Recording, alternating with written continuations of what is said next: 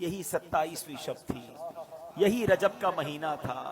میرے آقا حضرت ام ہانی رضی اللہ تعالیٰ عنہ کے گھر آرام کر رہے ہیں کہ جبریل امین جو فرشتوں کے سردار ہیں نبی پاک کے دربار میں آتے ہیں۔ آرام سے جگاؤں کیسے؟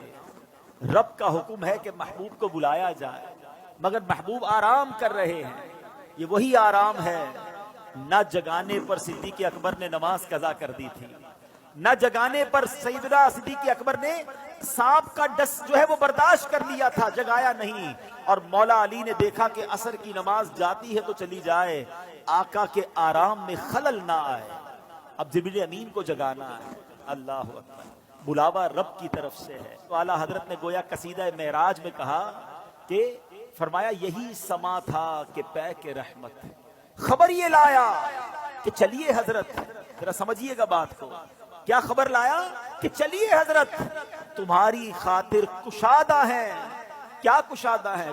جو کلیم پر بند راستے تھے۔ نبی پاک کو حتیم میں لایا گیا، وہاں نبی پاک کے سینہ اقدس کو چیرا گیا اور اس میں نور کی برسات کی گئی، حکمتیں داخل کی گئی، پھر سینہ اقدس کو بند کر دیا گیا۔ آج لوگ کہتے ہیں سائنس نے بڑی ترقی کر لی ہے، اوپن ہارٹ سرجری ہوتی ہے۔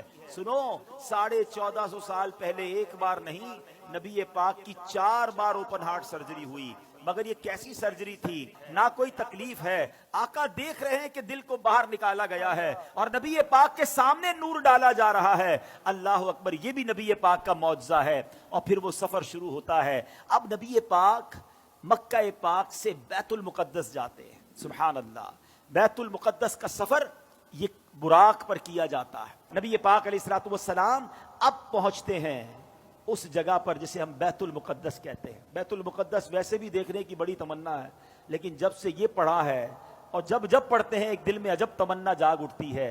ذرا سوچو تو صحیح کہ کائنات میں ایسی نماز نہ اس سے پہلے ہوئی نہ اس کے بعد ہوگی، جب اس کائنات کے سب سے بہترین افراد یعنی انبیاء کرام کم و بیش 1,24,000 آل ٹوگیدر ونس ٹائم، ایک ہی وقت میں وہ بیت المقدس میں موجود ہیں، صفے تیار ہیں، مؤذن فرشتے ہیں، اقامت دینے والے جبریل امین ہیں۔ اور اب جبریل امین نے عرض کیا حضور اب آپ امامت فرمائیے، امام الانبیاء میرے آقا امامت فرما رہے ہیں۔ سبحان اللہ، سیدی اعلیٰ حضرت امام اہل سنت بڑی پیاری بات لکھتے ہیں، فرماتے کہ وجہ کیا تھی؟ معراج کی رات کی جماعت کیوں جو ہے وہ سجائی گئی، یہ بلایا کیوں گیا سب کو؟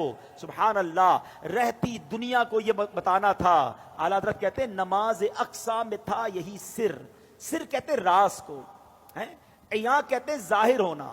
فرماتے نماز اقصا میں تھا یہی سر، یہی راز تھا کہ عیاں ہو مانائے اول آخر، پتا چل جائے دنیا کو کون اول ہے کون آخر ہے دست بستہ پیچھے حاضر، سارے ہاتھ باندھے کھڑے ہیں، کون؟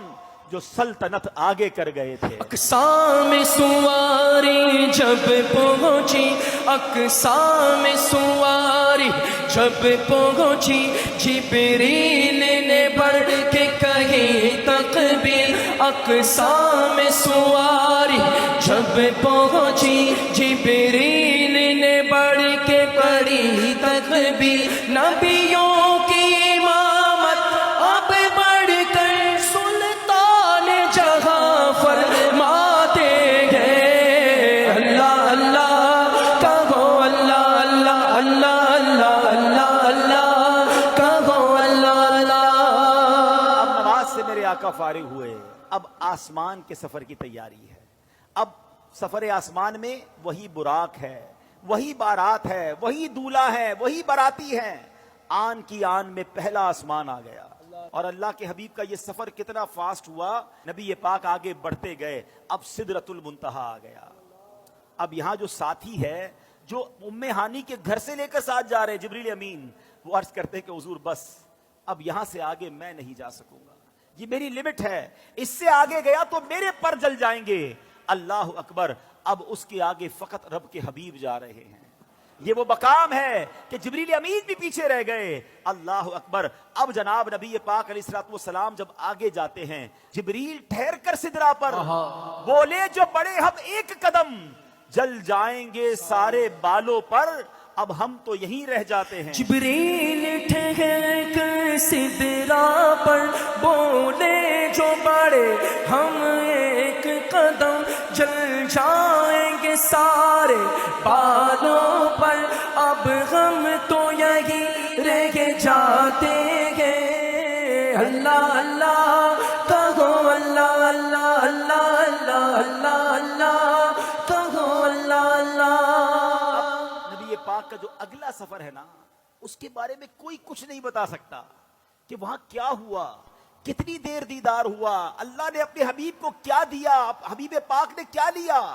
وہ ایسی راز کی باتیں ہیں، وہ ایسی کرم کی باتیں ہیں کہ جتنا اللہ کریم نے قرآن میں بتایا اور جتنا حبیب پاک علیہ الصلوۃ والسلام نے ہمیں آ کر بتایا، اس کے علاوہ کوئی اس کے بارے میں نہیں جانتا۔ تو اب یہ وہ سفر ہے میٹھے اسلامی بھائیوں کہ جب نبی پاک علیہ الصلوۃ والسلام یہ سفر کر کے واپس آئے، یہ عظیم سفر ہے، جنت کے طبقات دکھائے، جہنم کے مشاہدات کیے، آل ٹوگیدر جب یہ سفر کر کے نبی پاک واپس آتے ہیں تو آج لوگ کہتے ہیں جناب کہ بڑی سائنس نے ترقی کر لی ہے، بڑا مہینوں کا سفر دنوں میں، دنوں کا سفر منٹوں میں طے ہوتا ہے۔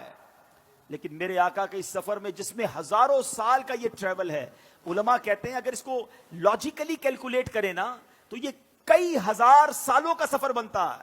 مگر نبی پاک جب واپس آئے تو جو دروازہ کھولتے وقت کنڈی ہل رہی تھی وہ اب بھی ہل رہی ہے، جو بستر چھوڑ کے میرے آقا گئے وہ بستر اب بھی گرم ہے۔ آقا نے وضو کیا تھا، ہم وضو کرتے زمین پر پانی بہتا ہے، راوی لکھتے نبی پاک آئے وہ پانی ابھی بھی بہ رہا تھا۔ تو ہو سکتا ہے آج کا یہ ماڈرن دور کوئی ماڈرن نوجوان آ کر کہے، سائنسدان آ کر کہے کہ جناب اب تو سائنس نے اتنی ترقی کر لی، تمہارے نبی تو اونٹوں اور گھوڑوں پر سفر کرتے تھے، آج ہم جناب چاند پر پہنچ گئے، مریخ پر پہنچ گئے، بڑا راکٹوں کا زمانہ آ گیا ہے، سپر سونک ایئر کرافٹ بن رہے ہیں، آواز کی رفتار سے زیادہ تیز طیارے بن گئے۔ بتاؤ کیا اسلام میں تمہارے نبی کے پاس کوئی ایسا معجزہ ہے جو آج کی سائنس کو جواب دے سکے؟ اللہ اکبر۔ سنو تو صحیح، ہزاروں سال کا سفر کر کے میرے آقا آتے ہیں اور کنڈی ابھی ہل رہی ہے۔ گویا ہوا یہ کہ کم وقت میں نہیں بلکہ نبی پاک نے یہ سارا سفر نو ٹائم میں کیا، وقت وہی ٹھہرا ہوا تھا۔ ماجرا یہ ہے، اب عشق والا جواب سن لو، دراصل بات یہ ہے کہ میرے آقا تو سارے جہان کی جان ہے نا، جب جان چلی گئی تو جہان رک گیا تھا، آقا واپس آئے جہان نے پھر چلنا شروع کر دیا۔ اعلیٰ حضرت کہتے ہیں نا وہ جو نہ تھے تو کچھ نہ تھا، وہ جو نہ ہو تو کچھ نہ ہو، جان ہے وہ جہان